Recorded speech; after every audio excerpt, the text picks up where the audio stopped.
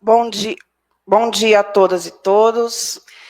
Nós daremos início agora à nossa atividade, que faz parte da nossa jornada de luta do funcionalismo público federal, uma jornada de lutas para exigir a votação da LOA, que o Congresso Nacional aprove a lei orçamentária do país, que está parado até hoje, mas também uma jornada de luta muito importante para que Lula cumpra o acordo de greve. Nós tivemos uma greve importante no ano passado, só no setor das universidades federais foram 74 dias de greve.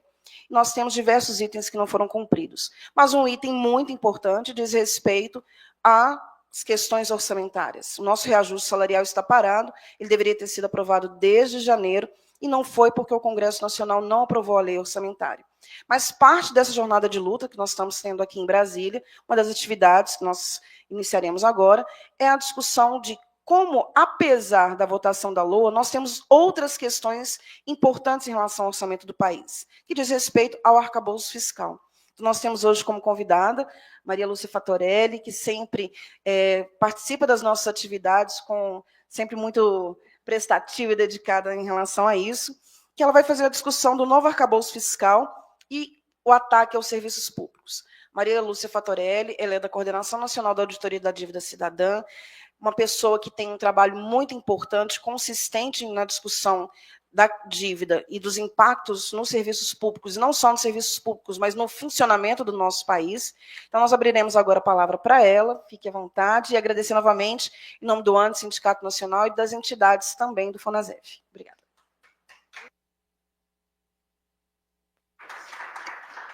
Bom dia a todas e todos, agradeço imensamente esse convite para fazer esse debate aqui com vocês. Para mim e para todo o coletivo da Auditoria Cidadã da Dívida, é uma honra muito grande, não é, poder contribuir com esse debate aqui com o Andes e demais entidades, né, que eu estou vendo o coletivo do Sinasef também, a direção aqui presente, e outras, tem mais também, né? Quem mais está participando aqui hoje, além do Sinasef? Na jornada de lutas, nós temos a FASUBRA, nós temos FENASPES, a FENASPES, inclusive, está numa atividade neste momento, né, no INSS, diversos outros servidores públicos federais, mas hoje, concentrado aqui, nós temos Andes e Sinasef. Sim, e está sendo transmitido, né? Eu já recebi algumas mensagens aqui de pessoas que estão conectadas. Então, vamos lá, gente. Eu preparei aqui algumas telas, essas telas já estão aqui com o pessoal técnico aqui do Andes e também vão estar na página da Auditoria Cidadã para quem quiser pegar por lá, não é? O tema que vocês pediram foi centrar na questão do arcabouço, o ataque aos serviços públicos, e eu coloquei um subtítulo, né? Isso aí decorre de quê? Do sistema da dívida. Para que arcabouço? Para que teto? Para que todo esse sacrifício que nós estamos vendo acontecer no orçamento público aqui no Brasil, professora? Tudo está pendurado no sistema da dívida. Então, é muito importante falar isso para as entidades, porque vocês estão vendo a luta, faz greve depois de meses, né? Olha, de vocês foi 74 dias, da FASUBRA não, da FENASPES, ultrapassou 100 dias de greve. E ninguém recebeu nada, só saíram com acordos até hoje não cumpridos. O governo aí, dependendo dessa chantagem do Congresso Nacional, que só vota a LOA se liberar emendas, e ontem falaram em mais cortes, né? Estão exigindo mais cortes. Só que, onde eles exigem cortes? Nos investimentos sociais, onde já vivemos um arroxo, depois de anos de governo Temer e Bolsonaro submetidos ao teto da emenda constitucional 95. Acabou a emenda, veio o arcabouço e mantém o teto. Então, raciocine comigo, qual que é a saída? Se a gente continuar nesse modelo, privilegiando o sistema da dívida, fazendo um sacrifício enorme de um lado para cortar investimentos sociais, enquanto do outro lado o Banco Central sobe os juros, A cada 1% de aumento da Selic, segundo o próprio Banco Central, é um gasto extra de 55 bilhões de reais. Aonde? Para lá. Mais para lá? Isso. Isso. Aqui assim? Isso. Digo, aqui ou aqui? Hã? Hã? Tá. Nesse último aqui? Se eu desligar o seu computador, se eu tirar a tomada, desligar. Então, gente, eu estou fazendo essa introdução antes de mostrar as telas, o Merlin, com esse nome, né? Vai dar tudo certo, né, gente? Se a técnica falhar, a mágica entra em ação, não é mesmo, Merlin? E aí, eu estou fazendo essa introdução porque a gente precisa, não é, fazer esse exercício, porque senão a gente vai continuar repetindo todo ano a mesma coisa, né? A mesma luta e sem obter avanços. Bom, a conjuntura que está aí, né, para seguir um pouco aqui, ela mostra a centralidade do sistema da dívida, que a dívida está por trás de todo esse sacrifício social que a gente está vivendo. Isso está evidente em vários aspectos. No pacote de gastos sociais, vocês viram o pacote que foi apresentado no final do ano? Que denuncia o privilégio do sistema da dívida, atingindo até o salário mínimo, o BPC, abono salarial, né? Ao mesmo tempo, o Banco Central enterrando a economia para elevar a Selic sob a mentira de conter a inflação. Olha, eles usam a inflação e aí vira um terrorismo, porque ninguém quer inflação. Só que o tipo de inflação que existe no Brasil não se combate com a alta de juros, não é? É uma inflação provocada por outros motivos. A perspectiva de reajustes salariais, estruturação de carreiras, investimento no serviço público, cada vez mais distantes. A gente está vendo que nem os acordos de greve até hoje foram cumpridos. Como é que a gente vai avançar? Outro ataque foi o fim do regime jurídico único, com a votação lá no Supremo daquela ADIM, né, que estava lá há anos, né, desde a emenda 98. Isso aí pode também provocar um dano enorme no serviço público, com contratações via CLT, fora do regime jurídico único, avançando as privatizações. A desculpa para isso foi também enxugar gastos. A aprovação do Propag no âmbito dos estados. Vocês têm universidades estaduais no âmbito do Andes. Esse Propag é mais um embrulho na dívida dos estados, uma dívida que já foi paga várias vezes e que agora vai ser eternizada por esse Propag. E estamos vendo também o avanço das privatizações, principalmente através das chamadas parceria público-privadas. Eu pergunto a vocês, se o orçamento está do jeito que todo mundo aqui sabe muito bem, está enxuto, se os investimentos estão submetidos ao teto do arcabouço, como que está sendo a participação pública nas PPPs? Através do esquema de securitização, que é um esquema, gente, mediante o qual a garantia que o setor público dá é a cessão de parte da arrecadação. Parte do fluxo de arrecadação, em vez de chegar aos cofres públicos, vaza por fora, nem é computada no orçamento. Então, isso está acontecendo, nós temos um grupo já estudando isso, mapeando isso, porque se hoje os orçamentos públicos já não são suficientes para atender as demandas sociais, o que vai ser desses orçamentos com desvio por fora?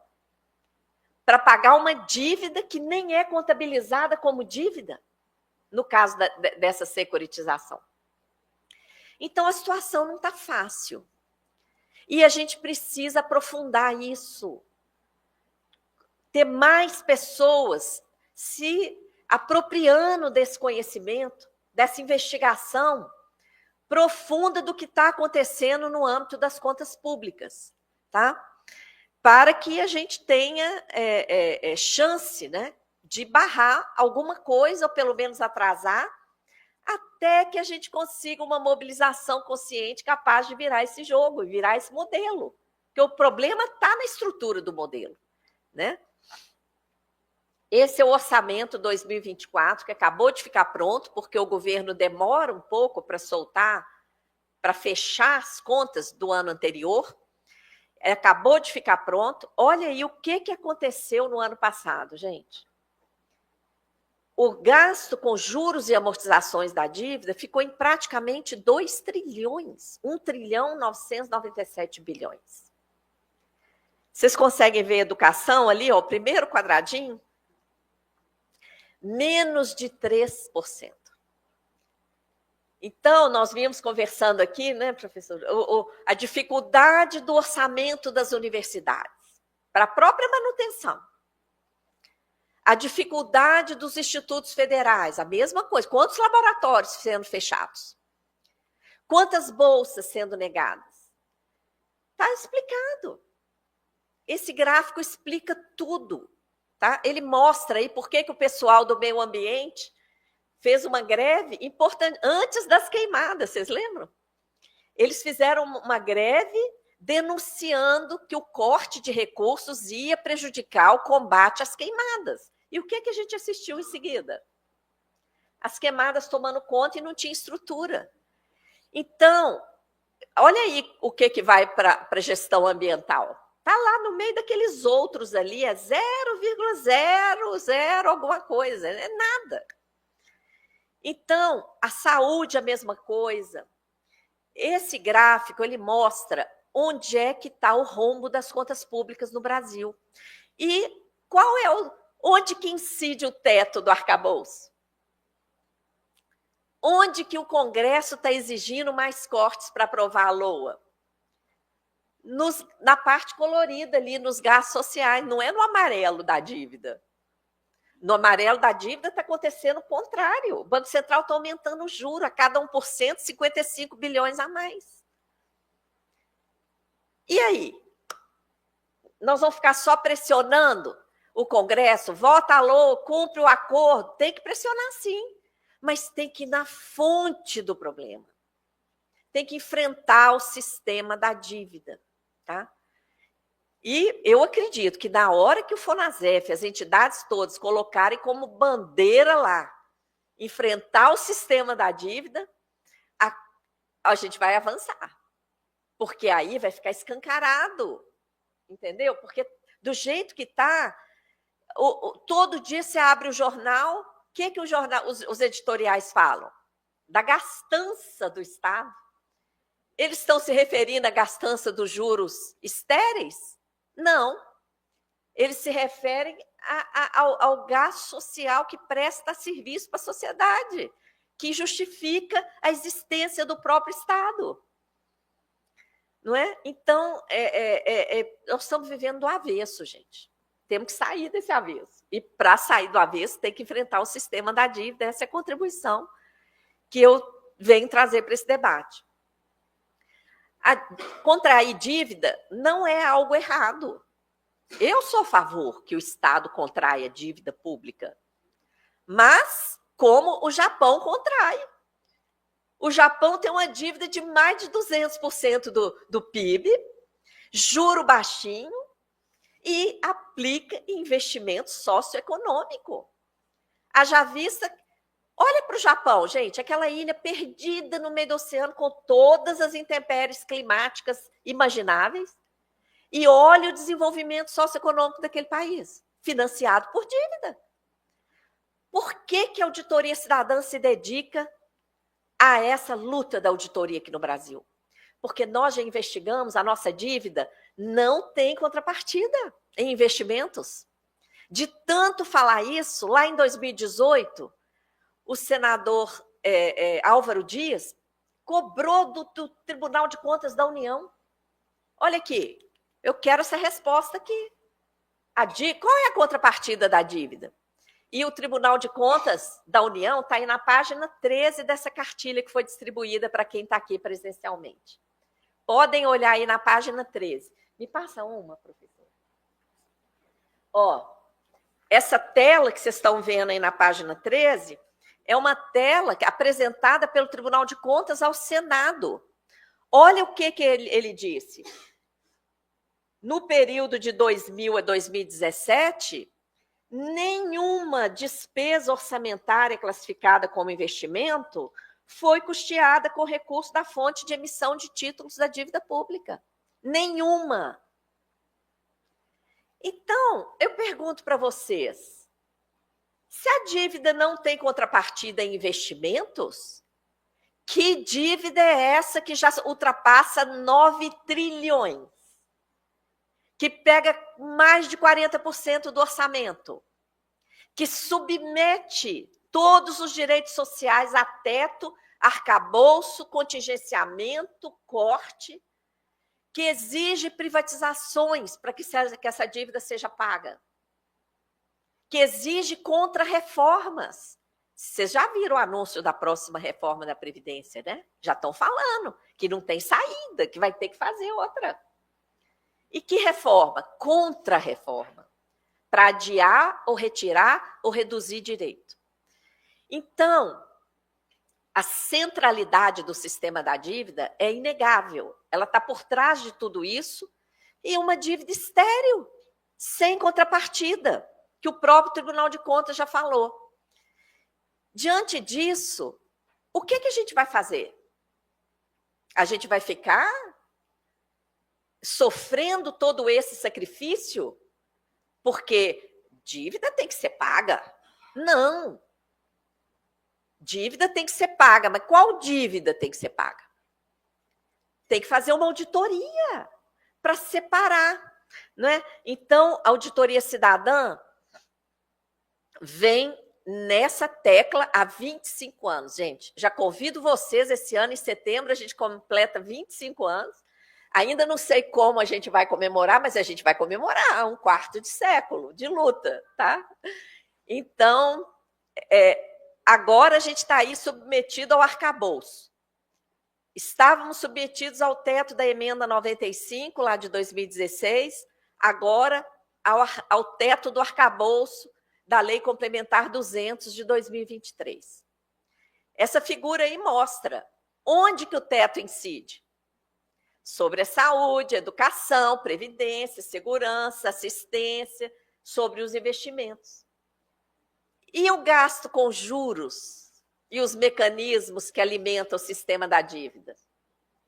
Para esse não tem teto. Aliás, vocês estão vendo as aspas aí do lado? O que está escrito lá na exposição de motivos do projeto de lei do arcabouço?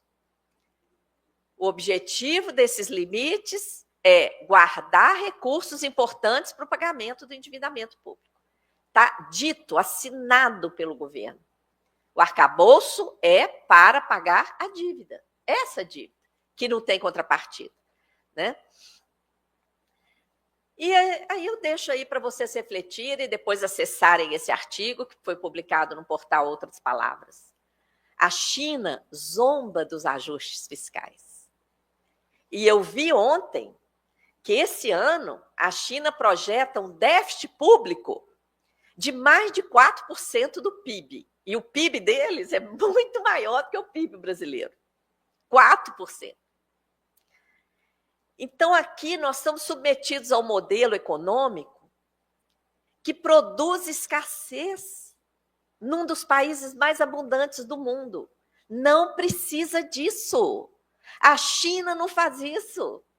Por que o Brasil faz? Por que o Brasil se submete? Não é? Vamos ver o resultado do teto de gastos sobre a educação superior. Aqui, em respeito ao antes que nos fez esse convite, né? A gente atualizou esse gráfico aí, acabamos de atualizar, porque, como eu falei, os dados de 2024 acabaram de sair. Esse gráfico, gente, está com os valores corrigidos, né, atualizados em percentual do PIB. Esse gráfico é em percentual do PIB. O outro é que é em reais, que eu vou apresentar depois. Olha o que aconteceu. Deixa eu pegar meus óculos ali. Olha o que aconteceu. A linha azul é o orçamento do Ministério da Educação para ensino superior. E a linha vermelha é o destacado ali de pessoal. Então, o que está acontecendo com professores ativos, aposentados, docentes, né? E pessoal administrativo das universidades e dos institutos também, que estão aí também. Olha lá, olha a queda em percentual do PIB. Isso é inaceitável. Nós já tivemos um aumento lá nos últimos anos do governo Dilma, olha lá como avançou. Foi uma época que foram realizados concursos, que foi feito um reparo, né, no salário do pessoal, depois exatamente da vigência da emenda 95 para cá, é ladeira abaixo. E vai continuar. Vocês estão vendo, o Congresso está exigindo mais cortes para liberar a LOA. Nesse modelo, é isso aí, essa tendência aí, não tem saída. E os investimentos na educação, aqui a gente conseguiu segregar educação básica, educação fundamental, ensino médio e educação infantil. Educação superior também. Olha lá, todos caindo. Está vendo ali a parte de baixo do gráfico? Já recebem um valor ínfimo em relação ao gasto com a dívida. E olha lá a reta do gasto com a dívida, furando o teto lá, do gráfico, né? Porque não tem teto de gasto para a dívida. O pacote enviado pelo governo ao Congresso no final do ano atinge a classe trabalhadora em geral e atinge gastos com salário mínimo, muda a forma de reajustar o salário mínimo. Nós não temos bola de cristal para dizer o impacto dessa nova forma de reajuste do salário mínimo. Então, a gente fez o cálculo se essa fórmula já estivesse em vigor quando veio o Plano Real, que é a moeda que está vigente até hoje. Sabe quanto que seria o salário mínimo em 2024 se essa regra estivesse vigindo? R$ 1.095 e não 1.412. Olha a perda. Depois vocês podem acessar essa entrevista aí, que tem muitos dados. Essa tabela é a tabela que o próprio governo colocou na proposta que ele enviou ao Congresso, desse pacote. Ele pretende economizar 327 bilhões até 2030. Só em 2025, pretende economizar 30 bilhões. E a gente somou ali com cada coisa, eu não vou ler todas as linhas, depois vocês podem ver, mas só de bater o olho ali daquela soma que está em vermelho, vocês podem ver de onde vai sair a maior economia, entre muitas aspas. Olha ali, do salário mínimo. 110 bilhões vão sair do salário mínimo. Olha a que ponto o arroxo fiscal está indo. Tá? A ponto de tirar de quem ganha salário mínimo. Quem ganha abono salarial antes, quem recebia até 2 salários mínimos ao mês, no final do ano ganhava um abono de 1 salário mínimo. Agora é só quem ganha até 1 salário mínimo e meio. Toda classe trabalhadora que ganha entre 1,5 e 2 não tem mais o abono de 1 salário mínimo. E as regras para alcançar o benefício de prestação continuada também foram agravadas, e tem aí também uma perda de recursos do Fundeb, vocês viram? Da educação básica. Olha aqui, o Fundeb está perdendo 42,3 bilhões até 2030. E o Haddad comemorou que, com o novo pacote, mais de 300 bilhões de economia. E que, nesse ano de 2025, ele esperava 30 e vai dar 34 bilhões. Para onde está indo esse dinheiro? Para pagar a dívida. E onde que está o rombo? Olha aí, esses gastos selecionados, como o programa lá do Senado divulga. Lá embaixo, vocês estão vendo educação e cultura lá perto de zero, porque esses dados aqui estão em reais, bilhões de reais, valores atualizados pelo IPCA. Então, se o primeiro número ali é 500 bilhões, o orçamento da educação é pouco mais de 100, né? Nunca chegou a 200, fica lá embaixo. Olha lá. O gasto com o pessoal, olha o tanto que vem caindo, gente, porque o pessoal, nós não temos tido sequer reajuste inflacionário. Como esse gráfico aqui está atualizado pelo IPCA, em valores reais, o valor, o gasto com o pessoal, vem caindo em valores atualizados pelo IPCA. E olha o gasto com a dívida em valores atualizados pelo IPCA.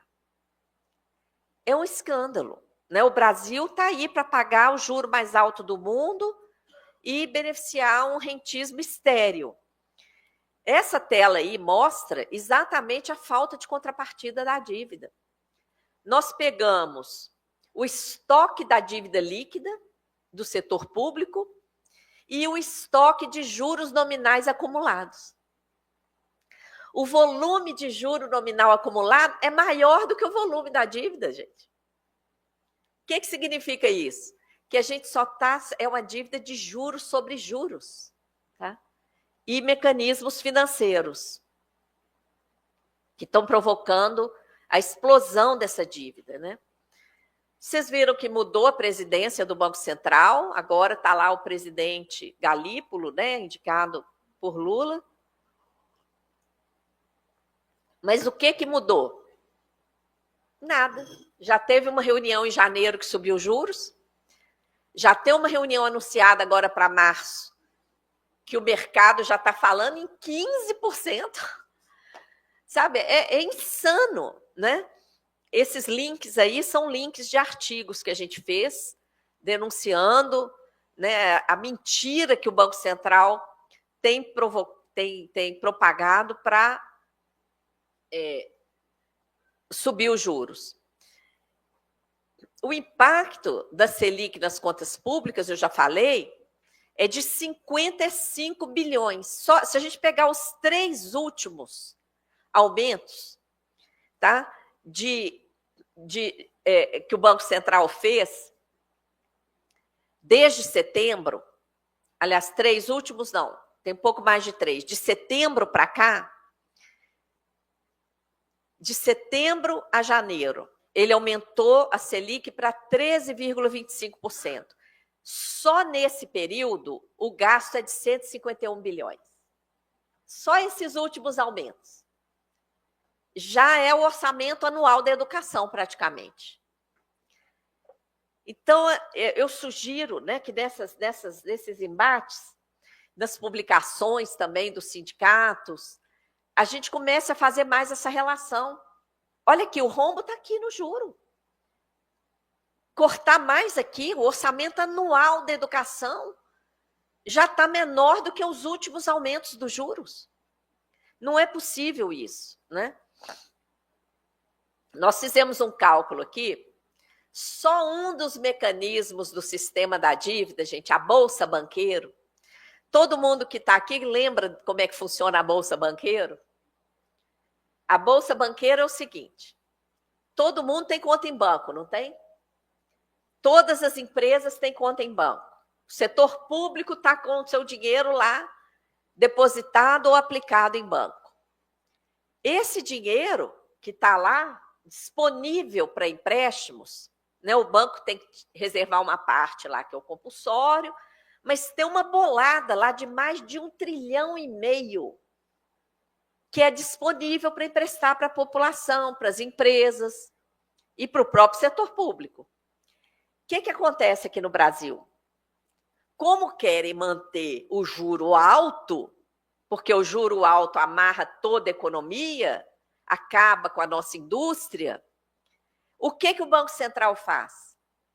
Aceita que os bancos depositem essa sobra lá, em vez de emprestar para a sociedade, e paga Selic ou mais para os bancos. Aí, os bancos preferem receber essa Selic gorda, né, de mais de 13% ao ano, do que correr risco de emprestar para uma empresa, para uma pessoa, ter que ter lá um departamento de cobrança, não é? Para manter uma carteira de empréstimos. E que isso está levando o Brasil? Está mantendo a Selic alta. Porque se o Banco Central não remunerasse, vocês acham que os bancos iam deixar esse 1,5 trilhão mofando no caixa? Você acha, pessoal? Não. Nunca. Nunca. Ele ia dar um jeito de baixar o juro para emprestar.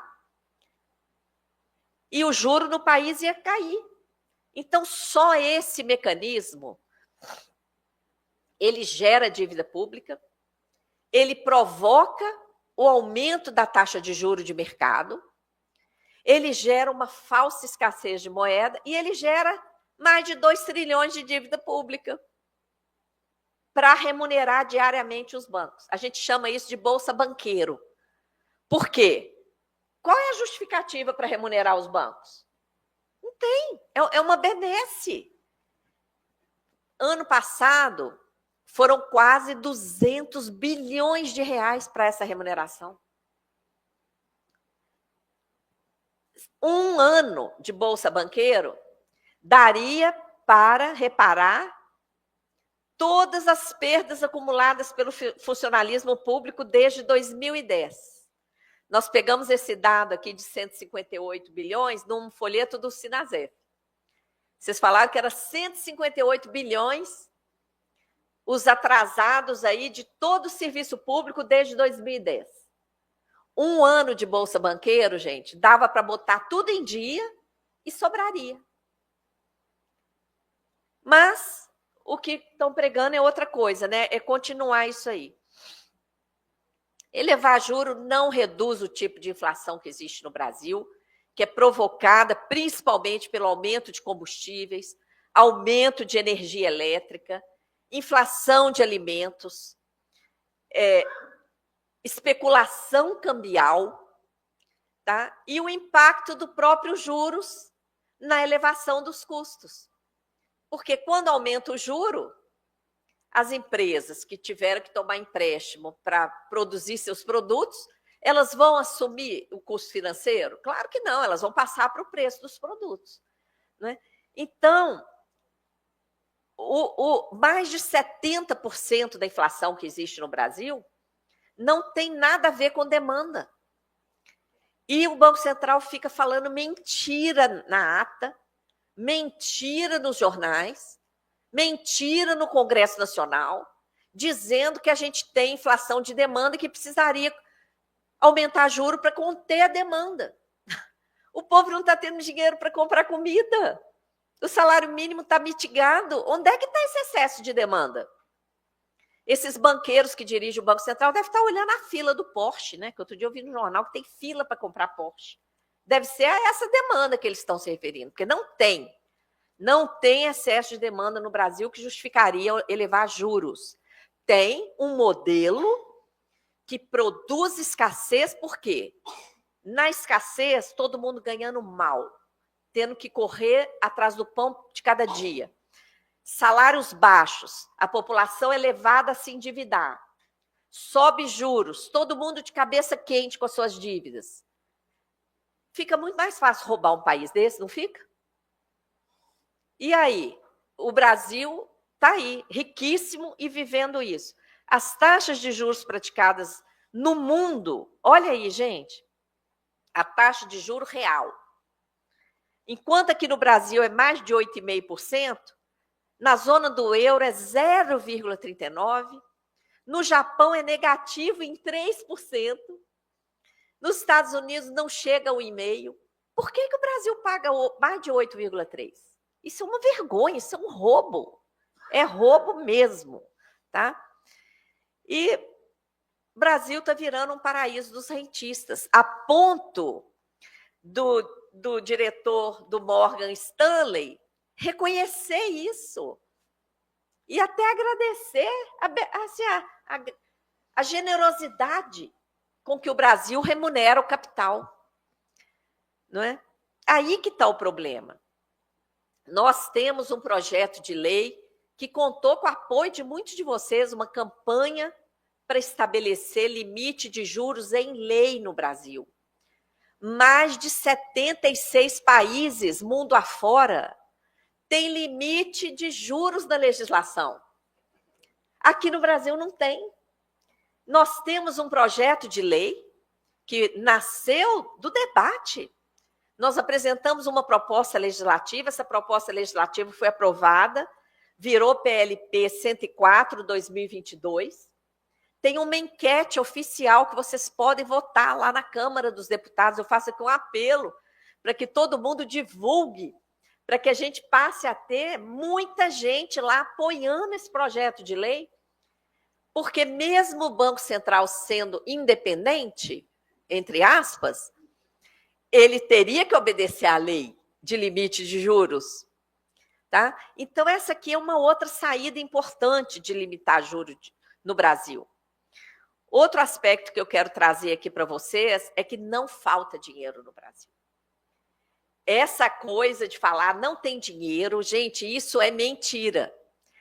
Além de todas as riquezas abundantes que nós temos, todas as potencialidades, nós temos mantido mais de 5 trilhões em caixa.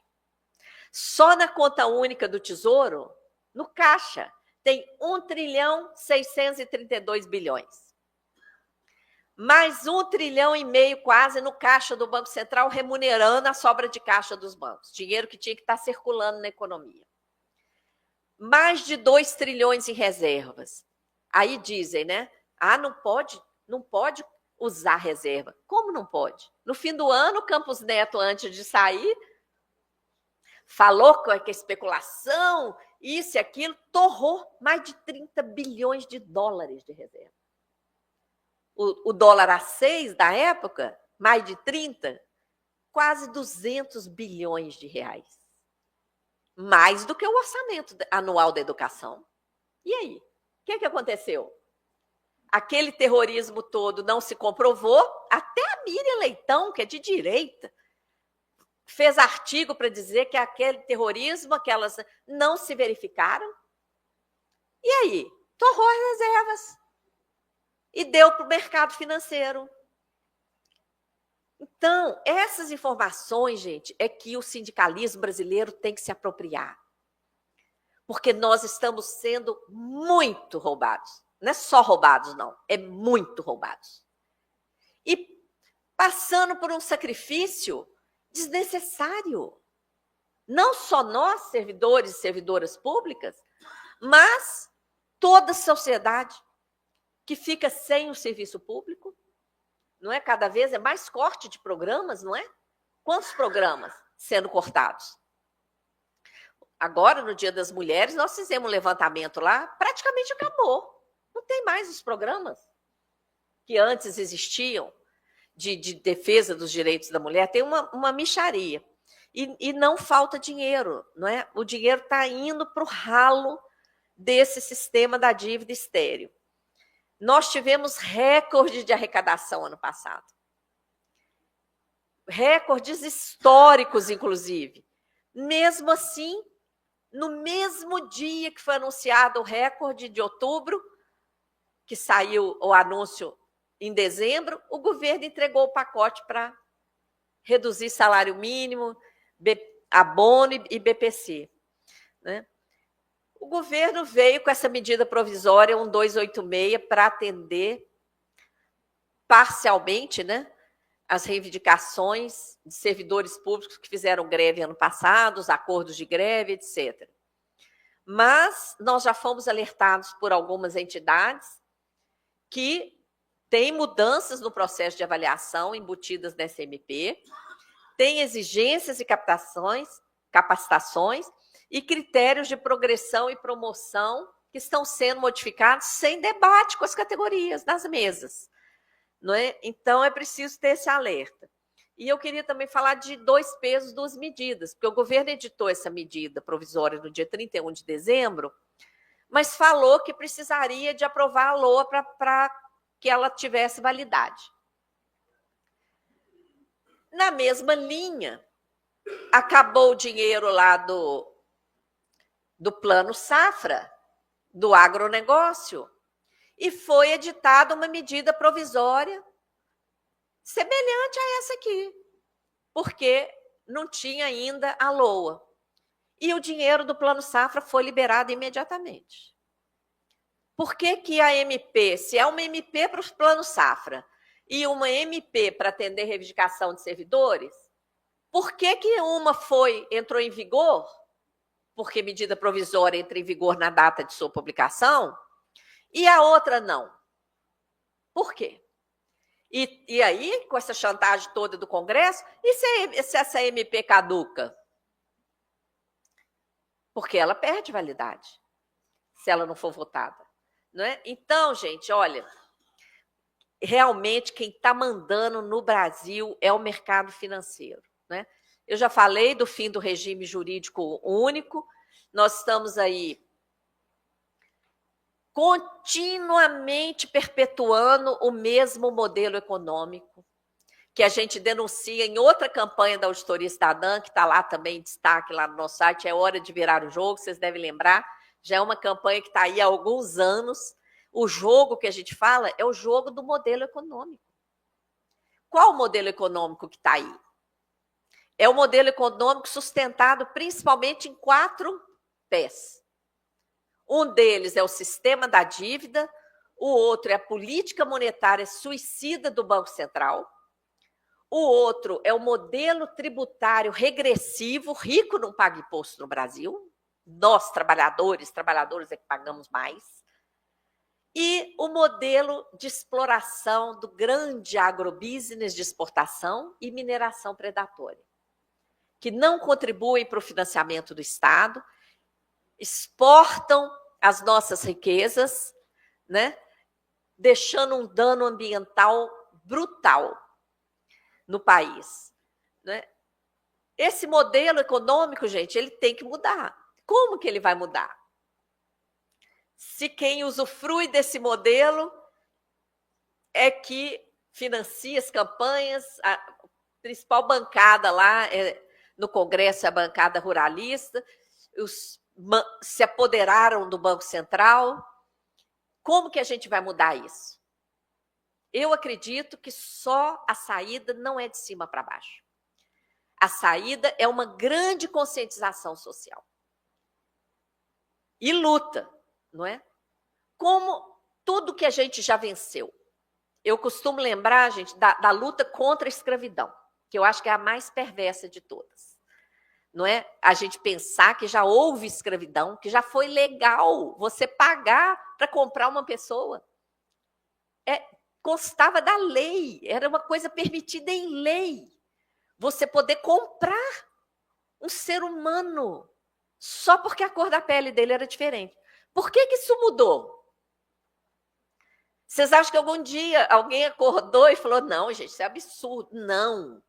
Muita gente morreu. Foi muita luta para mudar isso. Nós, mulheres, que não éramos nem consideradas seres inteligentes, né? Quando é que isso mudou? Com luta. Quantas de nós, das que vieram antes de nós, morreram? Então, tudo foi com consciência. E essa consciência foi uma coisa construída de baixo para cima e com muita luta, até que gerou um constrangimento tal que quem estava no poder e que tinha lá seus escravos, e que tinha... Não teve como continuar, teve que mudar. Pensa que surgiu da vontade deles? Não. Foi um constrangimento tão grande que virou o jogo. E é isso que a gente tem que fazer em relação ao modelo econômico que está aí, ao sistema da dívida, não é? A essa verdadeira barbárie que esse modelo está nos julgando, porque o Brasil é o país da abundância, mas essa abundância está lá, ó, lucro dos bancos todo ano bate recorde. E o que está acontecendo com o corte de direitos? O governo está enfrentando aí um desgaste na sua aprovação. Com risco, né? Porque qual é o risco que a gente corre? Com esse governo dar sequência a esse modelo. Vocês sabem, não precisa nem completar a frase, né? Ninguém quer. Mas o risco está aí. Então, muita gente encara errado, né? Acha que lutar é lutar contra o governo. É o contrário. Quando o setor social luta, ele impede que o poder econômico passe por cima do governo de vez. Tá? Porque do lado de lá, o poder econômico está pressionando. Se o lado de cá não pressiona, o poder econômico faz isso. Dobra e passa em cima de vez. Tá? Então, nós temos sim que lutar. A dívida interna, olha aí, está explodindo, já ultrapassa 9 trilhões. Está crescendo por conta de juro alto e de mecanismo financeiro de bolsa banqueiro e outros. O que adianta cortar gasto social para controlar essa dívida? Não adianta nada. Só aprofunda a escassez. Bom, para concluir, essa dívida que está aí, esse sistema, né, que está aí por trás de tudo isso, de toda essa escassez, de todo esse sacrifício social, não tem contrapartida, ela só tem servido para pagar juro mais alto do mundo, para transferir dinheiro da sociedade, da classe trabalhadora para o rentismo, está servindo para justificar contra-reformas, privatizações, teto, arcabouço, todo ano consome a maior fatia do orçamento. Nós temos que auditar essa dívida. A Auditoria Cidadã está com um curso novo no ar. Agradeço que tem várias pessoas aqui das entidades que já estão participando. Nós estamos com cerca de 80 pessoas fazendo essa primeira turma e já tem pedido para lançar uma outra turma de gente que não conseguiu se inscrever agora. Nós estamos aceitando inscrição até sexta-feira, até amanhã, né? Até amanhã, porque na primeira semana do curso a pessoa ainda consegue pegar, porque o curso tem muito conteúdo, tá? E se alguém ainda quiser se inscrever, até amanhã ainda dá para pegar. Então, vamos concluindo. Diante dessa conjuntura, gente, o que a gente precisa? A gente precisa do inverso do que esse modelo tem feito. A gente precisa de mais dinheiro, mais recurso para as áreas sociais, não é? Para alcançar o nosso desenvolvimento socioeconômico e ambiental. Precisamos de mais recurso para a estrutura do Estado. Precisamos interromper os mecanismos que estão gerando dívidas sem contrapartida. Rever esse modelo econômico. O que fazer para isso? Investir na mobilização social, na conscientização social. Essa informação tem que chegar nas mentes das pessoas, não é? Para elas verem, peraí, por que a gente está vivendo nessa escassez aqui se a gente não precisa disso? Só precisa disso, gente, das pessoas atinarem para isso. Não precisa disso, tá? Sugerimos auditoria com participação social, porque a auditoria mostra, escancara tudo isso. Aprovar o projeto de limite de juros em lei. Vetar o esquema de securitização, que o projeto de lei foi aprovado vergonhosamente no Congresso Nacional, mas a gente tem que acompanhar onde ele está sendo implementado e denunciar. E o principal, mobilização.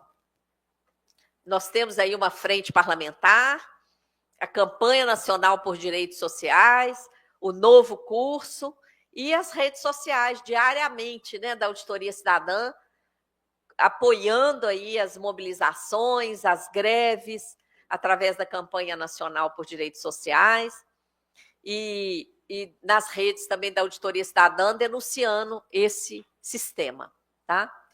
Muito grata, fico à disposição caso vocês tenham alguma pergunta. Obrigada.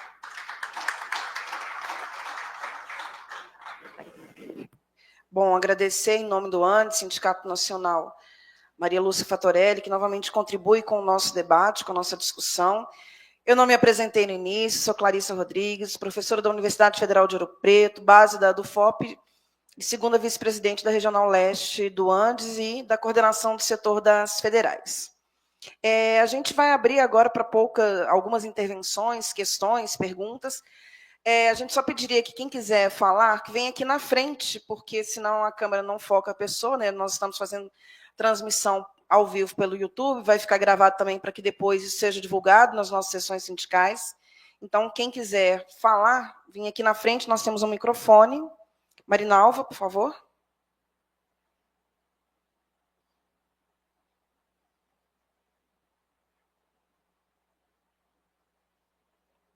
Vem aqui na frente, aqui, ó.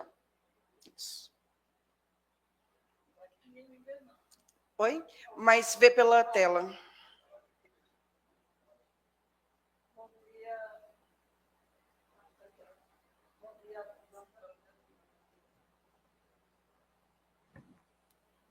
Oi? Então, bora lá. Assim, aí veio um monte de dúvidas, né? É bom ouvir uma coisa dessa. Eu sou Marinalva, né? Sou professora de Campina Grande, de História, e aí ouvir isso dá aquela angústia na gente, né? E eu estou com uma angústia desde que eu vim para essa jornada de luta, né? Uma angústia assim. Até que ponto... Depois que a gente escuta uma fala como a tua agora, aí isso veio ainda mais para a minha cabeça. Até que ponto a gente ficar dizendo aprovar a lua já tem alguma importância, né, dentro do que a gente acaba de ouvir aqui. Né? Porque o que é que a gente tem efetivamente? O não interesse do governo de efetivar, certo? Do governo e obviamente, de todo um Congresso Nacional, de efetivar a medida provisória que foi posta lá em dezembro. Então, efetivamente, essa medida provisória não teve poder de nada. Né? O próprio sentido de uma medida provisória, do meu ponto de vista, parece um ad referendo, né? Comparando mal aí com as universidades, porque se tu dá um ad referendo, ele tem um poder imediato.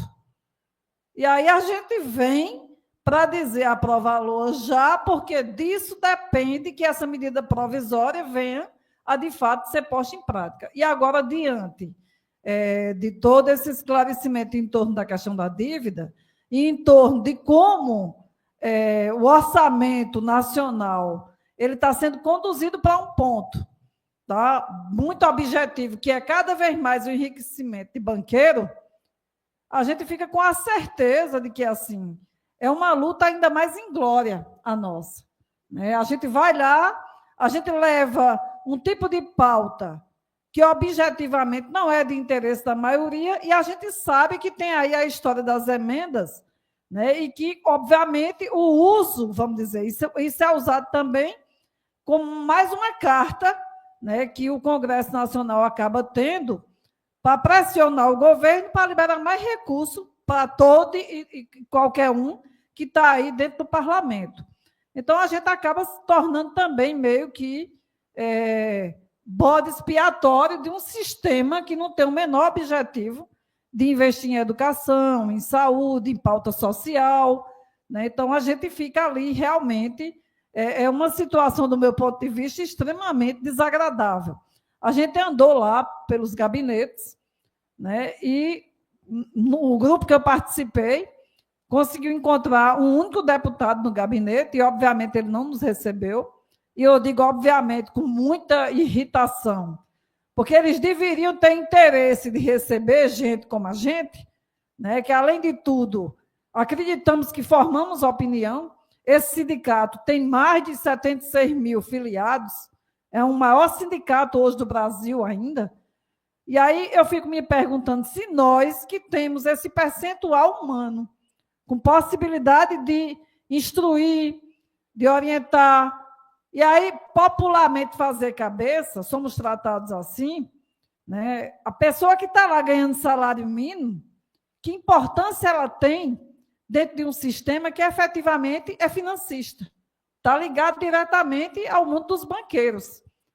Então, assim, eu queria te perguntar, vamos dizer, que importância tem efetivamente essa história de aprovar ou não a LOA para a nossa medida provisória? Né? E onde é, por exemplo, que a gente poderia avançar um pouco mais para ter algum impacto dentro dessa disputa? Né? O que é que daria para estar sendo, de fato, implementado pelos sindicatos, né, num sistema que, assim, nós não importamos? Obrigada, Marinalva. A gente tem alguns inscritos. Cláudio, prepare Edvânia.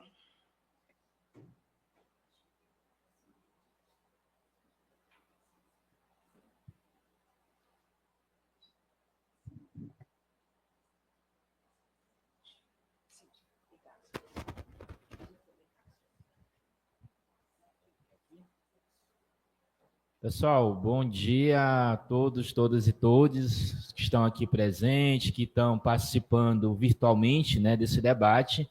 Já saudar a Fatorelli, né, pela essa importante contribuição. É só fazer uma pequena apresentação. Meu nome é Cláudio Mendonça, sou professor da UFMA, sou da base da Pruma. A Pruma, inclusive, está com 3 professores aqui, 2 vindo pela base da Pruma, né, e uma que é diretora regional.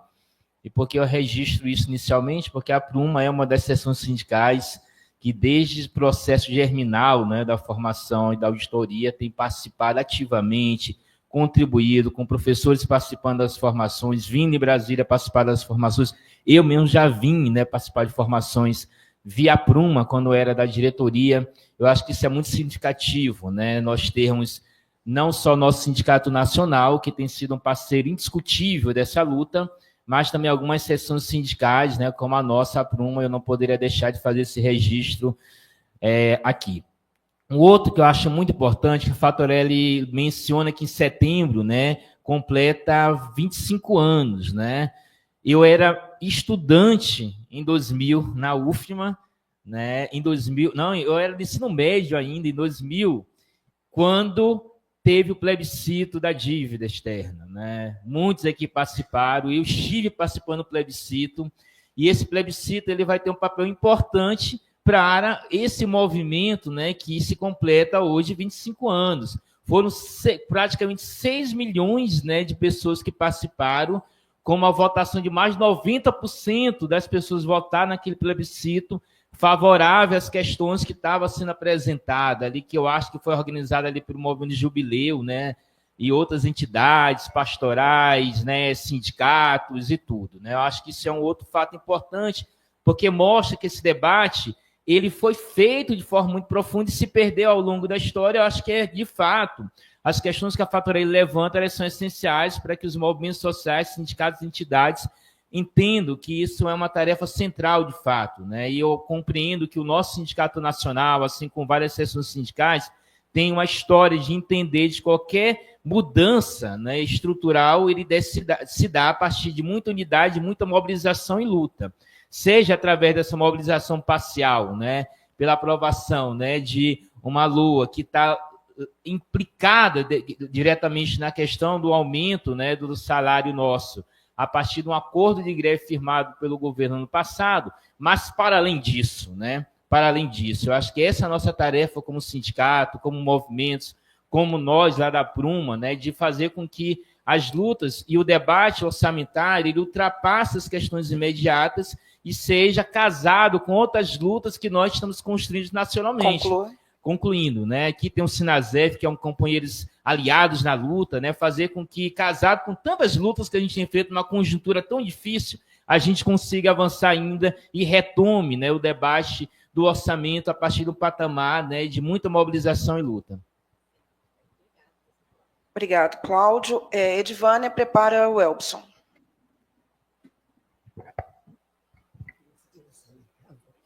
Bem, bom dia a todos, a todas, a todos.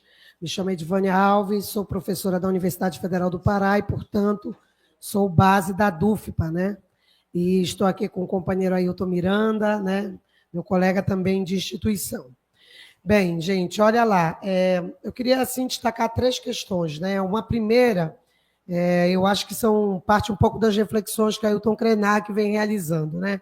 Ele tem insistido muito que o capitalismo está fazendo um movimento que é mais ou menos o seguinte, que eu acho que, infelizmente, uma parcela, né, dos setores progressistas, da esquerda, tem assimilado esse discurso, que é a ideia de que meio que é o fim do mundo, até uma ideia meio bíblica, né? Assim, não tem essa ideia? O mundo vai acabar. Vai acabar porque os recursos, entre aspas, naturais, eles são, né, eles não são ad eterno, quer dizer, eles têm realmente um limite. Então, isso gera, né, e talvez isso seja uma coisa de um campo subjetivo que está aí permeando, e a gente tem uma tradição de ser muito duro e só analisar só as coisas objetivas, mas eu acho que nos falta, como esquerda, como campo de esquerda, no Brasil e no mundo, analisar um pouco mais essas questões subjetivas. Acho que tem um certo subjetivismo pairando sobre os setores que joga para um desânimo. Já não é de hoje, já tem um tempo que a gente vem debatendo a capacidade da esquerda de se organizar, de se retroalimentar e etc. Então, acho que tem um pouco disso, uma parcela de pessoas que acham que não vai dar mais em nada mesmo, nós estamos caminhando para o fim, para que eu vou me bater? Né? Então, o fim é inexorável, essa é uma questão. A segunda, que também tem a ver, na minha opinião, com isso, é uma trajetória da esquerda, né, em especial do Brasil, que foi formada pela igreja, também a gente precisa entender e estudar isso, tem trabalhos interessantes sobre isso, por exemplo, um deles é da Ana Maria Doimo, que é de perceber que a esquerda, e aí todos nós aqui, sempre jogamos muito peso na figura do Lula, por exemplo. A gente tem a tradição, né, de achar que basta ter um governo nosso, né, que os nossos problemas estão resolvidos. Isso é outra situação, né, e isso é impactante. Né? Então, a gente, obviamente, acho que, de modo geral, aqui, nenhum de nós que está aqui nessa sala já tínhamos consciência, pela questão dessa amplíssima frente feita para eleger o Lula, de que o governo dele seria muito difícil. Mas, mesmo na nossa pior, talvez, na pior projeção, o que está se materializando agora é, de fato, eu vou chamar de derrota ideológica acachapante, né? Porque a gente ganhou e não levou nada. Né? Eu fico assim me perguntando, né?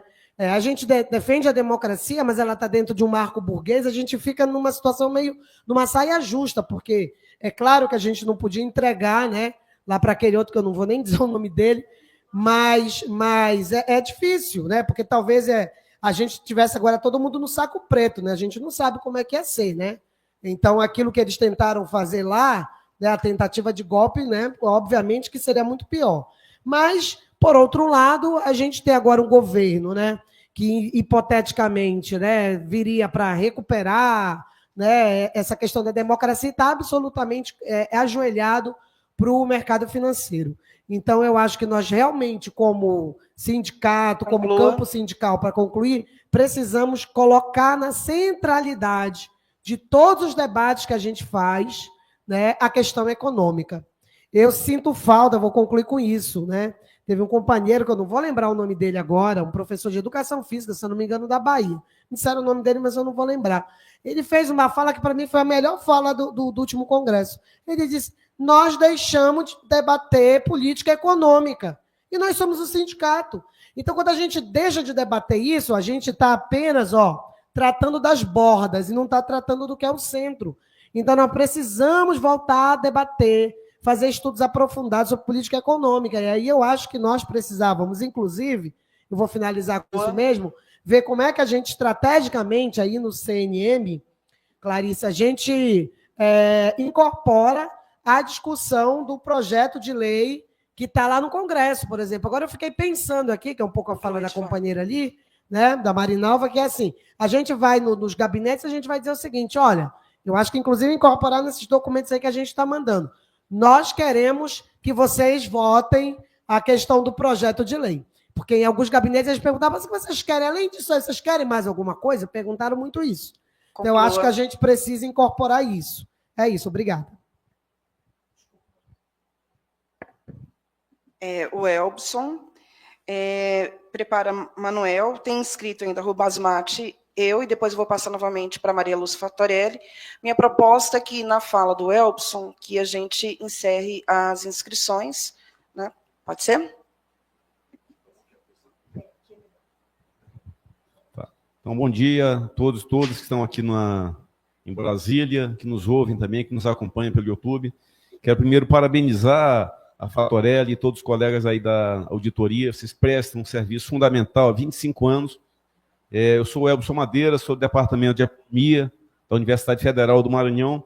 Né, também fui diretor da Pluma uma temporada, né, e também acompanhei esse início, inclusive com um colega que acho que ainda permanece, hoje está em Alagoas, que é o Menezes, né, que foi um dos entusiastas também, um dos impulsionadores também, né, e tem participado, e né, cheguei também a participar mais ativamente. Vocês prestam um serviço fundamental, né, uma contribuição fundamental para o movimento sindical no Brasil. Eu penso, inclusive, que a gente tem que aproveitar, até acredito, avalio, que a gente até, no movimento sindical, falo, nós dirigentes, até aproveitamos menos do que deveríamos realmente as contribuições. E até o economista também, quero primeiro reivindicar também um ponto que você colocou aqui, que eu acho muito importante, que é essa falácia de inflação de demanda. Né? Para nós isso é uma agressão, né? Falar em inflação de demanda, quando a gente sabe que, na verdade, você mostrou muito bem qual é a origem, né? São esses preços administrados, a própria dívida, né? Os juros, né? Que, na verdade, fazem, e o governo insiste, né, nesse discurso, e a imprensa, inclusive, os jornalistas aí da área econômica ficam reproduzindo esse discurso realmente sem sentido. Aí algumas reflexões que eu queria fazer. Uma primeira, para nós mesmo aqui da categoria. Né? Ontem e hoje ainda, talvez, a gente fica com esse bordão, digamos assim, dizendo aprova a LOA já, aprova a LOA já. E até que ponto realmente isso é razoável, né? É como a companheira colocou, né? Considerando que, na verdade, é uma LOA que, na verdade, vai colocar um orçamento. Eu confesso para vocês, falei isso, mas eu fico até, às vezes, meio constrangido e dizer que eu quero que aprove essa LOA com esse padrão de orçamento. É constrangedor. Na verdade, a gente tem que denunciar, logicamente, isso, né? A gente quer uma aprovação, digamos assim, uma perspectiva pragmática, mas a gente tem que fazer, talvez, até uma mediação. E esse bordão, eu confesso que ele me incomoda realmente um pouco. Né? Outra questão que eu queria, Lúcia, que você comentasse um pouco, se pudesse, e aí também, né, como economista, eu sei que as empresas são cada vez mais financiarizadas, né? E muitas, na verdade, elas ficam, né, com o pé aí no sistema produtivo, enfim, mas também tem interesse. Né? Eu queria que você pudesse apresentasse também essas relações que as empresas têm com esse sistema da dívida, né? Aí esse caráter financeiro, né, que até, pensando na economia, que o Keynes falava dos rentistas, né, a morte aos rentistas, então tem algumas empresas que têm esse interesse também. Que empresas são essas? Né? E até para a gente localizar melhor as próprias relações do governo, né? Porque você mostrou muito bem que esse é um governo que ele tem uma relação direta com o sistema financeiro, mas, além disso, também tem relação com o agronegócio, com essas grandes empresas. E as coisas estão misturadas. Então, seria interessante a gente ver também esse caráter financeiro. E, finalmente, para concluir, eu quero dizer que nós vamos ter, a partir de amanhã, começa oficialmente a campanha, né, para a nova direção do sindicato. Temos 3 chapas, eu vou estar na chapa 3, temos representantes da chapa 2 e da chapa 1, e eu penso que esse é um momento muito importante para o sindicato, a gente fazer também esse debate. Né? Evidentemente que nós vamos estar disputando a direção do sindicato, temos pontos em comum e divergências, mas eu quero conclamar também os companheiros da chapa 1 e chapa 2, para nós contribuirmos também nesse debate. Quer dizer, eu já estou colocando aqui na perspectiva, eu vou estar na chapa 3, no triunvirato, para a gente fazer também esse debate, porque é um momento também de educação para a categoria. É isso, obrigado. Obrigado, Manuel. Depois, Rubasmati.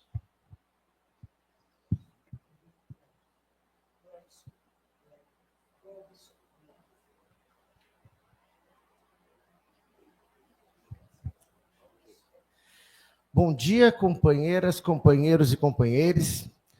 Em primeiro lugar, né, agradecer a Clarissa, que está aqui na mesa, o convite do antes para a gente participar junto, né, nessa jornada de lutas e ter essa atividade. O Sinasef, ele marcou a sua jornada para 10 a 12.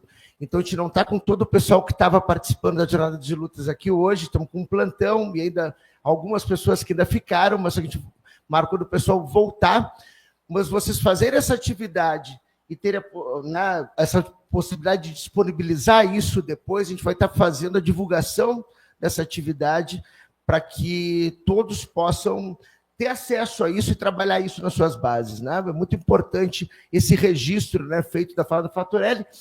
E eu quero agradecer muito a Fatorelli mais uma vez, né? A Fatorelli, ela abriu o debate conjuntura da nossa última plenária híbrida, né, que tinha bastante gente presencialmente, e ela colocou várias das coisas que colocou aqui, né? E é tão impactante, como bem disse a colega que antecedeu, né?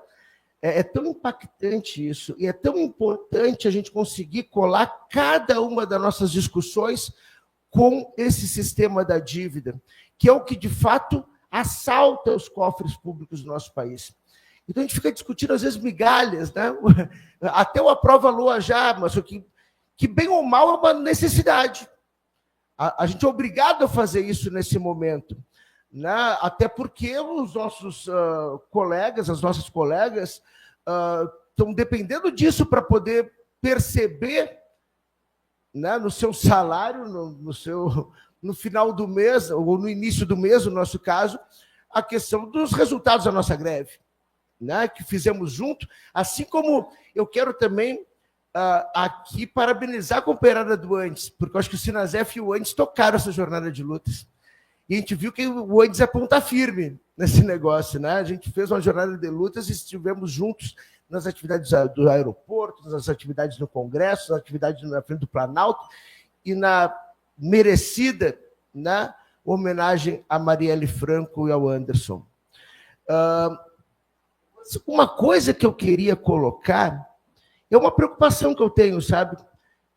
O debate dos serviços da dívida, desse assalto aos cofres públicos, já esteve mais presente nos debates do Congresso Nacional. E me parece que os parlamentares, mesmo dos partidos ditos de esquerda, abandonaram esse debate, né? Na tese que o nosso grupo Manifesto escreveu para o Congresso do Sinasef, a gente colocava, olha, a gente não sabe, ou sabe, né, a gente colocava assim, o que vai ser quando mudar o presidente do Banco Central. Porque parece que é só uma retórica a questão que o presidente do Banco Central era ruim. O Galípolo está avançando ainda mais na questão da taxa de juros e da entrega do patrimônio público a partir disso para os banqueiros. Então, e a gente já dizia, a gente não sabe, ou sabe já, que isso é só uma retórica e que está sendo aprofundado agora no governo Lula, a partir da gestão do Haddad, essa questão, né, dos juros da dívida, do aumento da Selic. Então, colocar isso, né? Primeiro, era só uma retórica, a discussão com o ex-presidente do Banco Central, e por que sumiu do parlamento esse debate? Qual é a tua visão sobre isso, uma intelectual orgânica que nos ajuda tanto? Obrigado, Manuel. Rubas Mate.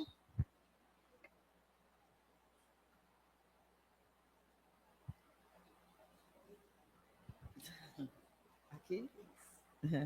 Bom dia a todas e todos. Eu sou Rubas Mate, sou da UFCG, Paraíba, né, e muito feliz de estar aqui. Primeiramente, agradecer pela palestra, né, da professora. E acho que a gente está aproveitando esse momento, talvez, para fazer uma espécie de análise do que ocorreu aqui essa semana, né?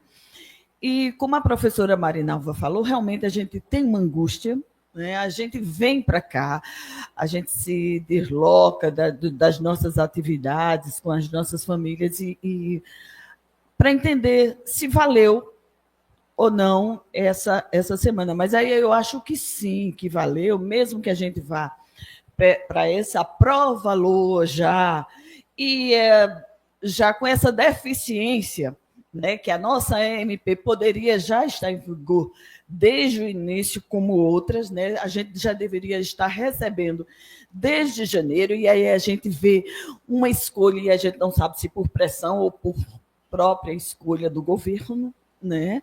Mas, de toda forma, a gente tem que fazer isso, porque, e se não aprova, ela perde a validade. E a gente não sabe nem qual será a reação de uma MP dessa que perdesse a validade. O retroativo, provavelmente, a gente não teria. Então, acho que, mesmo diante de nossas angústias, isso valeu. Mas também para a gente analisar a estratégia que a gente tem usado. Eu acho que, quando a gente passou na Câmara, a gente aprendeu mais um pouco do funcionamento lá dentro da Câmara, na ideia de procurarmos as próprias lideranças, que são elas que fazem a marcação, que fazem a agenda da Câmara, né? Então, tivemos esse aprendizado, estamos importantíssimo isso aqui para a gente, para o Andes ter o Andes e as demais entidades, né, colocarem na pauta, né, a questão da economia, do modelo econômico do país, porque a gente fica na luta de um modelo social, né, sem a ideia de que o modelo social depende muito do modelo econômico que está instalado no Brasil e que tem, eu entendo, a sua ideia mesmo no escravagismo, que foi desde o início. Passa a ideia de segregar, a ideia de ter aquela pessoa, o empregado, que seja totalmente dependente do patrão, e passa talvez pelo viés da luta de classes, né? Mas aí eu queria perguntar o seguinte: se em todo esse contexto que permeia o modelo econômico brasileiro, que tem uma ideologia por trás, se a questão da dívida pública, e agora, né, a demanda, e aí usando o termo demanda, a demanda dos parlamentares com relação às suas emendas, né, as emendas parlamentares que passam aí por não dizer, não declarar para onde vão ser investidas, se a ideia também da auditoria da dívida pública passa por essa demanda do poder legislativo. Obrigada, Rubasmati. Obrigada a todos. Bom, em nome da coordenação do setor das federais, em nome da diretoria do Andes, eu gostaria de destacar alguns pontos importantes dessa nossa jornada, né? Como disse o Manuel, é uma jornada que teve não só a participação do Andes, né? Nós chamamos a Comissão Nacional de Mobilização, que está aqui presente, as pessoas representantes das seções sindicais. Nós prorrogamos a jornada para a semana que vem. Eu sou professora de Química, né, na Universidade Federal de Ouro Preto, mas na área de ensino de Química, e nunca gostei de cálculo vetorial. E a nossa luta não é um vetor, né, não é um unidirecional, né, e acho que é uma questão importante para a gente pensar. Nós tivemos uma greve importante no ano passado do setor da educação, junto com o Sinasef e Fazubra, assinamos um acordo, temos cobrado pela questão do cumprimento do acordo, que não é só a questão do reajuste salarial, existem diversos itens não econômicos. A nossa jornada é Lula cumpre o acordo, dentro do acordo tem a questão da LOA, ou seja, não há só um aspecto. Nós tivemos o nosso congresso, o Congresso do Andes Sindicato Nacional, no final de janeiro, início de fevereiro, onde nós temos diversas resoluções aprovadas, não só em relação ao cumprimento do acordo, mas também a luta da campanha nossa do serviço público em 2025. Nós temos uma agenda extensa, é importante que as pessoas que estão nos acompanhando no YouTube olhem na página do Andes, que as seções sindicais divulguem. Nossos grupos de trabalho têm se reunido, né? Nesse final de semana nós teremos o GT de Multicampim e Fronteira, mas nós temos no GT Verbas a presença novamente da Auditoria da Dívida Cidadã, que é o professor o Rodrigo Dávila, que participará conosco. Nós temos no GTPE, nós temos diversos grupos de trabalho discutindo como encaminhar as nossas resoluções dos congressos. A nossa luta não se resume à aprovação da LOA, mas faz parte a aprovação da LOA, faz parte a cobrança do acordo, faz parte a discussão do orçamento em geral. Nós temos uma situação que a não aprovação da LOA coloca em risco, inclusive o funcionamento das nossas instituições, bolsas permanências, bolsas de extensão, todas as outras bolsas, manutenção das instituições, as excursões curriculares, a gente tem uma série de questões colocadas, mas a LOA é a ponta do iceberg, de uma pontinha de um iceberg que tem muitas pontas. A nossa luta não é de hoje, não para aqui nessa semana. Então, a pressão pela LOA é a pressão também pelo cumprimento do acordo. Como eu disse, não é um vetor unidirecional. A nossa discussão, por isso os grupos de trabalho, então também que as seções sindicais consigam organizar os grupos de trabalho, porque a gente tem questões mais específicas, mas a gente tem as questões gerais. Nós fizemos uma reunião do setor das federais em fevereiro, exatamente para tentar organizar todas essas questões que a gente tem na luta em relação às instituições federais, né, os docentes das instituições federais, em unidade com o Sinasef e Fazubra, isso para a gente é muito importante. E com o Fonasef, isso é uma questão fundamental para a gente, porque ninguém dá conta sozinho dessa luta. Nós teremos outra reunião do setor das federais, também numa reunião conjunta com o GT Carreira, para discutir questões como a RSC, que também é um ponto importante de debate, né, com essas entidades. Então, ou seja, tem muitas questões colocadas, isso aqui faz parte da jornada. Na semana que vem, nós estamos também convocando novamente, já temos as pessoas que participarão da Comissão Nacional de Mobilização, para continuar uma pressão que é pelo cumprimento do acordo, pelos itens desse ano, da campanha deste ano, e também que a LOA seja aprovada e a medida provisória seja aprovada com as mudanças que as entidades estão pedindo. E a questão da avaliação, como colocado pela Maria Lúcia Fatorelli, é uma delas. Um jabuti embutido numa medida provisória que era de reajuste de todas as carreiras, mas que entra aí. Ou seja, são muitas questões, não é um vetor, as contradições, né? Movimento e contradição é o que o marxismo nos ensina, essa análise. Passar para a Maria Lúcia, perdão. Novamente agradecer em nome do ANDES, agradecer a participação também do plantão do Sinasef, né, porque isso para a gente faz parte e a gente quer a unidade na luta dessas categorias. Muito obrigada. Bom, gente, muito grata pelas intervenções, né, todas as intervenções riquíssimas. E olha, a situação, como a professora Clarissa resumiu agora, é complexa, né? O mundo, a gente está vivendo um momento realmente complexo e um momento em que a gente tem realmente que parar de errar.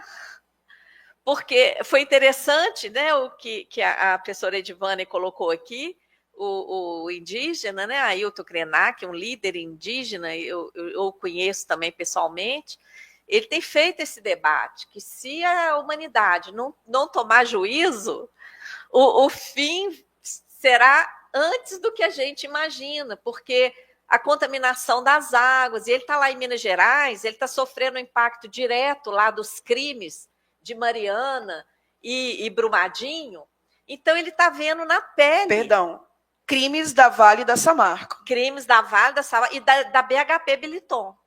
Né? Então, ele está assistindo lá, porque, embora a Vale faça propaganda de que recuperou e tudo, tem uma parte lá do Rio Doce, que é um dos principais rios, uma das principais bacias de Minas Gerais, que não dá mais nada. É um negócio lá que pior do que cimento, aquele resíduo, matou toda espécie de vida naquele lugar ali.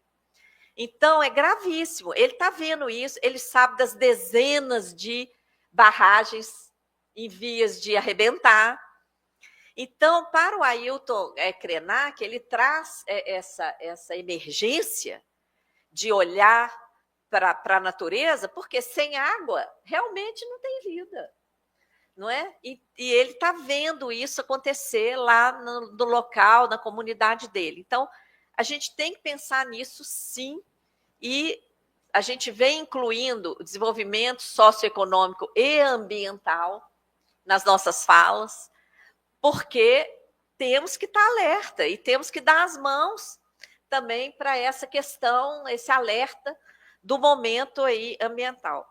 Agora, a gente não pode simplesmente, né, como você mesma ressaltou, simplesmente achar que está no fim, então não adianta mais lutar. Não. A gente está no mundo material. Esse mundo material, ainda no estágio em que nos encontramos, ainda depende de recursos, porque eu acho que quando a gente chegar numa consciência lá na frente, vai ser tudo de todo mundo, tudo compartilhado, né? Mas a gente ainda está longe disso. Então, hoje, a gente está aí nessa disputa que aquele gráfico que eu mostrei mostra. Hoje, nós estamos submetidos a isso aqui, ó. Né? Nós temos um Estado administrado por um governo e o retrato é esse aqui, ó. É assim. Esse retrato, o que ele mostra? As prioridades. Não é? Qual tem sido a prioridade aqui? O gasto financeiro. Mas a gente tem que lutar contra isso. E as lutas realmente são múltiplas. E a conjuntura não está fácil, porque a gente tem esse Congresso que a gente tem, que está fazendo a chantagem das emendas. Né? Eu falei no início da chantagem do Congresso Nacional, falei na primeira tela. Né? O Congresso Nacional está fazendo uma chantagem porque ele quer as emendas. E ele tem poder de votar. Ele vota o que ele quer e impõe. Agora, é outra coisa que a sociedade também é que tem que ver na hora de votar e pressionar os parlamentares. Nesse momento, gente, a luta do serviço público está num encurralamento. Porque o governo decidiu, quando publicou a MP, vincular a MP, o cumprimento, a validade da MP, à aprovação da LOA. Se não aprova a LOA, não cumpre o acordo de greve. Se não aprova a LOA, caduca a MP e a gente perde a retroatividade, porque será que ele vai editar outra MP retroativa em janeiro? Então essa luta, apesar de toda angústia, apesar de todo desrespeito, a gente já passou muito desrespeito no Congresso também. No final do ano passado, quando a gente estava lutando contra a inclusão do esquema fraudulento de securitização de crédito público na legislação brasileira, isso é uma vergonha, gente. A gente ter na legislação brasileira um esquema fraudulento, autorizado. Quando a gente estava lá dentro lutando contra isso, no dia que foi votado à noite, nós fomos retirar, tomar os nossos folhetos, tomar os folhetinhos da Auditoria Cidadã, que a gente estava lá divulgando, e colocar a gente para fora, falaram que a gente só podia divulgar lá do lado de fora do Congresso. Casa do Povo. Foi feito o maior arranjo. Na semana anterior, que o deputado Lindbergh Farias participou de uma audiência pública e falou que aquele esquema era realmente uma irresponsabilidade, que ele ia trabalhar junto ao governo para não deixar aprovar aquilo ali, foi mandado para acompanhar a legislação no México. Não estava lá no dia da votação. Na hora da votação, teve deputado me mandando mensagem, líder, que ia falar contra. Falou assim, Maria Lúcia, eu estou sendo convocado com urgência numa reunião. Tarará, tarará. É assim que acontece. É tudo armado. Por quem? Pelo poder financeiro, que se esconde. Por que esse debate não está descaradamente, o debate econômico? Manuel, por que ele sumiu do Congresso Nacional? Porque quem enxerga as sombras? Quem fala que a cabeça do poder econômico é o BIS? Todo mundo aqui conhece o BIS? Muita gente não conhece o BIS. O BIS é a cabeça do poder econômico mundial. Ele se diz Banco Central dos Bancos Centrais. Talvez vocês já tenham lido nos jornais regras de Basileia. Saíram normas em Basileia. O que é Basileia? É onde fica a sede do bispo. Não falam o nome dele. Porque aquilo que fica escondido não é visto, não tem nem como você combater um inimigo que fica escondido, que ninguém sabe, que ele é o responsável por tudo. Que tem todo o dinheiro do mundo, todo o poder do mundo, corrompe quem quer, compra quem quer, financia mandatos e está infiltrado em todos os poderes. Por que depois de 20 anos o Supremo mandou para o arquivo uma ação por descumprimento de preceito fundamental impetrada nada menos do que pela Ordem dos Advogados do Brasil, para que se cumprisse a Constituição e fizesse auditoria? 20 anos depois, o Supremo, ministro Barroso, simplesmente falou: não, a forma não é a DPF. Depois de 20 anos é que viram a forma? Depois de vários despachos lá dentro, de várias coisas, o que está por trás disso? O poder financeiro. Mas ele está na sordina. Ele usa o sistema da dívida para nos roubar. Por que escolheu a dívida para ser o veículo do roubo? Como que cada um de vocês fica quando tem uma dívida? A dívida é uma coisa ligada à moral, ligada à honra. Quem não paga a dívida é caloteiro, não é assim que falam?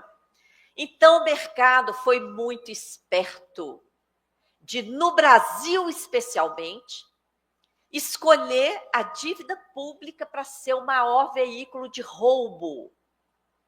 Porque dívida todo mundo respeita, até que a Auditoria Cidadã consiga convencer que não é uma dívida legítima, que é um sistema, que é um esquema.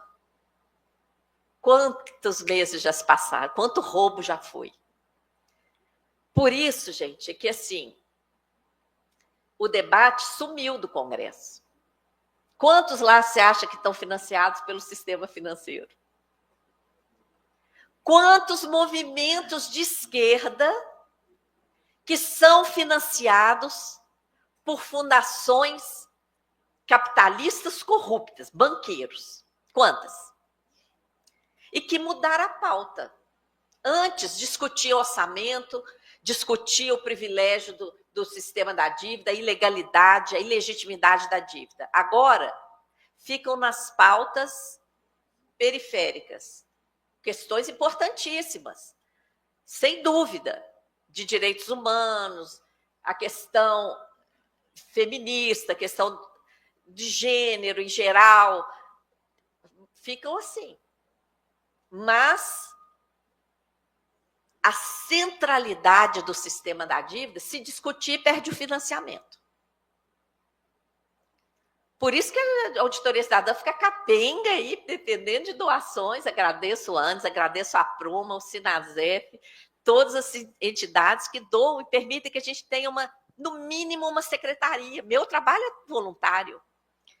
Do professor Menezes, lá no Núcleo Alagoas, de todos, do Paulo Lindersen, no Núcleo Rio, de todos os coordenadores nos núcleos, todo mundo voluntário.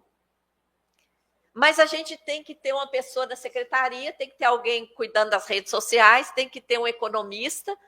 Essas pessoas trabalham para a Auditoria Cidadã, elas têm que ser remuneradas. E juntando as doações de todo mundo, a gente não cobra essa folha de 4 pessoas. Por isso que tem que pedir contribuição para o curso, por isso que a gente pede contribuições eventualmente, tá?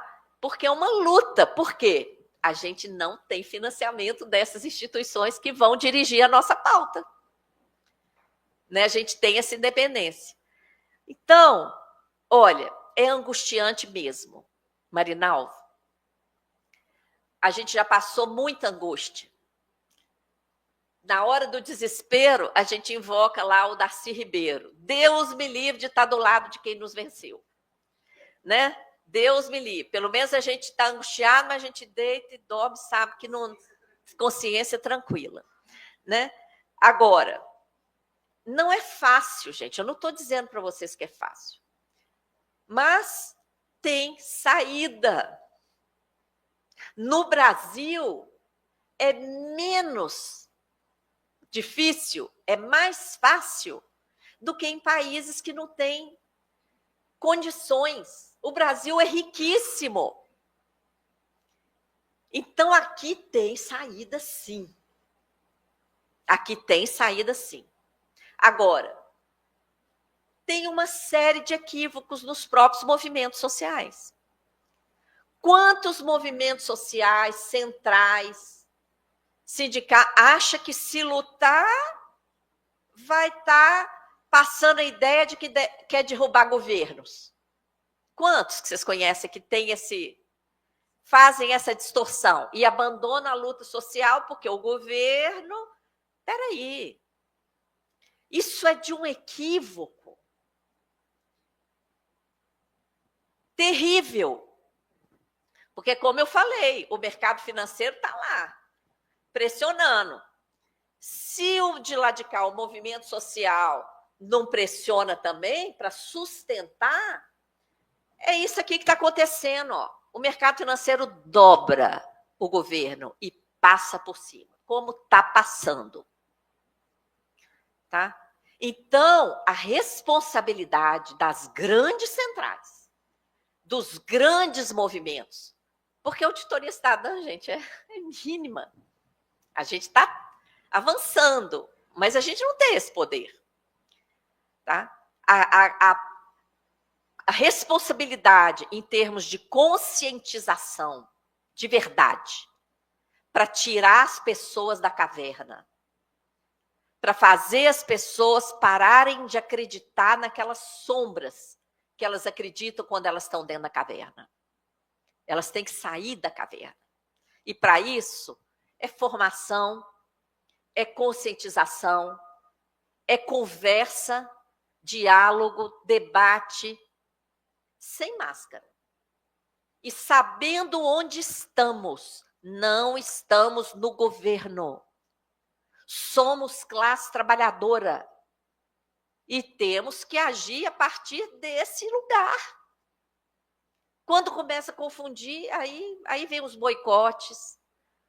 Ontem estava convocada uma aula pública sobre a LOA na porta do Congresso Nacional. Estava lá a direção do DCE, da UNB, e vários estudantes. Eu fui lá para falar, por isso que eu estou até meio rouca hoje. Ontem lá não tinha microfone, eu tive que forçar muito, meio-dia. Daquele sol de rachar. Então, o que aconteceu? Tinha poucos estudantes, por quê? A direção da entidade maior chamou para outra atividade, que achou que aquele debate ali ia abalar o governo. E não querem abalar o governo. Ora! Então, esse equívoco também, nós temos que falar isso. Não é agradável falar isso, gente. Eu não quero acusar ninguém, mas eu faço um chamado à responsabilidade dos movimentos e dos sindicatos, das centrais, que tem esse raciocínio equivocado de que fazer a luta legítima da classe trabalhadora pode abalar esse ou aquele governo. Não abala, não. Pelo contrário, sustenta decisões no caminho certo. Tá? Sustenta. Né? Com relação ao que foi colocado aqui, Marinalva, é lamentável desrespeitar professores e professoras. Né? Mas, infelizmente, a gente vê que é isso que está acontecendo mesmo. E acho que, nessa hora, concordo com todo mundo que questionou a aprovação da LOA, porque, ao aprovar a LOA, nós vamos estar aprovando os 2,5 trilhões que ela reserva para o sistema da dívida. Agora, tem jeito de lutar para aprovar só o pedacinho da LOA que refere à luta? Não tem jeito. E houve um encurralamento, colocaram a MP, dependendo da LOA, os parlamentares viram isso, que o movimento social quer que aprove a LOA e estão caprichando na chantagem, exigindo liberação das emendas e mais cortes ainda, amando do mercado financeiro, né? Não está fácil, não, mas tem que aprovar a LOA e depois luta. E depois luta contra o modelo. Entendeu? Luta para aprovar a LOA, porque senão aí a gente fica sem nada. Sem LOA, inclusive, o orçamento das universidades, não só da MP, mas o próprio orçamento das universidades está lá amarrado, né? E dos institutos federais também. Eu gostei da ideia da Edivânia de incorporar o PLP 104/2022. Gente, porque o juro alto, ele afeta as contas públicas, porque cada 1% de Selic é 55 bilhões que vai sair do orçamento. Ele afeta todas as empresas, estejam elas endividadas ou não, porque o juro alto impacta em todos os financiamentos, em todas as compras que elas fazem, em tudo. Então, se afeta as empresas, afeta a geração de emprego e afeta a vida das pessoas. Já tem estatística da Confederação Nacional do Comércio, 80% das famílias brasileiras estão endividadas. Então, ter limite de juro em lei é de interesse da sociedade brasileira, tá? Não é de interesse da Auditoria Cidadã, é de interesse da sociedade. Então, toda luta social que puder encampar isso, tá lá, PLP 104/2022, divulgar lá o link para a pessoa votar na enquete oficial, porque esse projeto, gente, está sem relator. Ele foi aprovado, nós apresentamos a proposta legislativa na Comissão de Legislação Participativa, porque a gente não pode apresentar projeto de lei, a gente apresenta proposta legislativa. Apresentamos, a proposta foi submetida à votação, foi a sessão de maior quórum da Comissão de Legislação Participativa até agora. Esse projeto rendeu um prêmio para a Auditoria Cidadã, um prêmio de atendimento a interesse público. No dia que eu fui lá receber esse prêmio, eu falei, eu preferia a aprovação do projeto do que esse prêmio. Agradeço pelo prêmio, mas o que a gente quer é que esse projeto vire lei. E dito e feito, foi para a Comissão de Finanças e Tributação, o relator era o deputado Paulo Guedes de Minas, é o Paulo Guedes, deputado, viu? Deputado lá por Minas Gerais. Nós fizemos várias reuniões com ele, ajudamos a analisar todos os projetos que estão apensados. Ele entregou a relatoria e nenhum outro pegou até hoje. Está sem relator. Então tem que ter pressão, senão não vai ter limite de juro em lei e a gente vai continuar com isso aí. O Elbson, né, falou da inflação de demanda, que é uma vergonha, né, o Elbson? E que ele fica constrangido de pedir para aprovar a LOA, mas é isso que tem que fazer. Com relação a essa relação das empresas com o sistema da dívida, de fato, imagina um empresário que recebeu um dinheiro e está lá com 1 milhão na mão dele. Ele vai falar assim, eu vou investir para expandir minha produção, para fazer um produto novo. Será que esse produto vai ser aceito no mercado? Eu vou contratar mais gente? Vou me submeter à legislação trabalhista e tudo mais? Ou eu vou pegar esse dinheiro e botar lá para render 13,25 limpinho de Selic? Esse modelo econômico está empurrando as pessoas para virar rentistas. Porque diante dos riscos da economia, o empresário que está lá com o dinheiro, ele fala, não, para que eu vou ficar aqui gerando emprego? E, além disso, a indústria. O que está acontecendo com a indústria no Brasil, Elson? Projeto de desindustrialização grave. E quando não tem indústria, a demanda por educação profissional cai para quê? Não tem indústria. Nós ficamos submetidos à importação das quinquilharias do mundo, e a indústria é que gera melhores empregos, que demanda formação, que promove avanço tecnológico. E onde o juro é alto, a indústria morre. Porque o processo industrial é longo, demanda investimento, tecnologia, galpão, maquinário, formação de gente, produção, distribuição, até que vende e recebe. Se não tiver juro baixo, não tem indústria. Então, o atraso tecnológico do Brasil está diretamente relacionado ao juro alto também. Tá? Então, as empresas, muitas delas estão indo para a financiarização, para o rentismo, mas outras, elas já têm tanto capital empregado que elas não podem abandonar. Tanto é que a CNI, a Fiesp, estão gritando aí contra o juro alto. Estão dando a cara para xingar o juro, não é?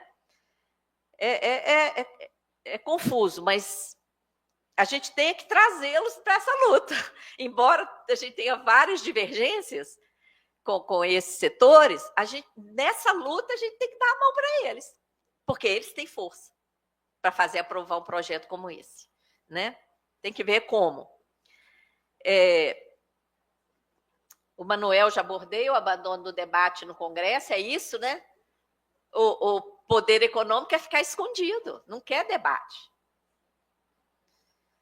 Mas é isso, gente, pautar o modelo econômico e lutar, né? E eu peço a vocês que pautem aí. Olha, eu já fui sindicalista, vocês sabem disso, eu já fui presidente do Sindicato de Auditores. Eu tomei posse início de agosto de 2003. No dia da minha posse, eu passei o dia inteiro no caminhão, que foi o dia de uma mobilização.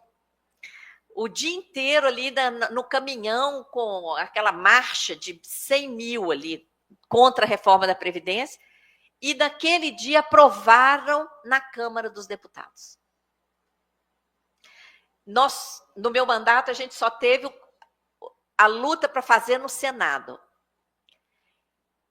Nós conseguimos, reunindo as entidades e pautando o sistema da dívida, que eu falava assim, não precisa fazer isso. O dinheiro está indo, o problema, o rombo está no sistema da dívida. O rombo está no sistema da dívida. Nós conseguimos arrancar uma audiência pública no Senado. Quem é jovem há mais tempo vai lembrar disso, como eu. Arrancamos uma audiência pública. Nessa audiência pública, eles deram 2 minutos para cada entidade. O que as entidades fizeram? Não, Maria Lúcia, você fala em nosso nome. E eu pautei o debate do sistema da dívida. Ali a gente conquistou a PEC paralela, que pelo menos salvou alguma coisa daquela reforma que já tinha sido aprovada na Câmara. Ali nasceu a PEC paralela e vocês viram quanto que demorou para entrar o FUNPRESP, quanto que atrasou. Se tivesse sido aprovada do jeito que foi aprovada na Câmara, toda a reforma, não existiria mais aposentadoria integral. Todo mundo já estava pendurado em fundos. Tá? Então, por que eu conto isso? Porque quando a gente coloca para valer na mesa o contraponto, o rombo está aqui, olhando na cara daqueles gestores que estão falando com a gente na mesa. Coloca nas nossas publicações, a gente começa a chacoalhar o sistema e abre espaços.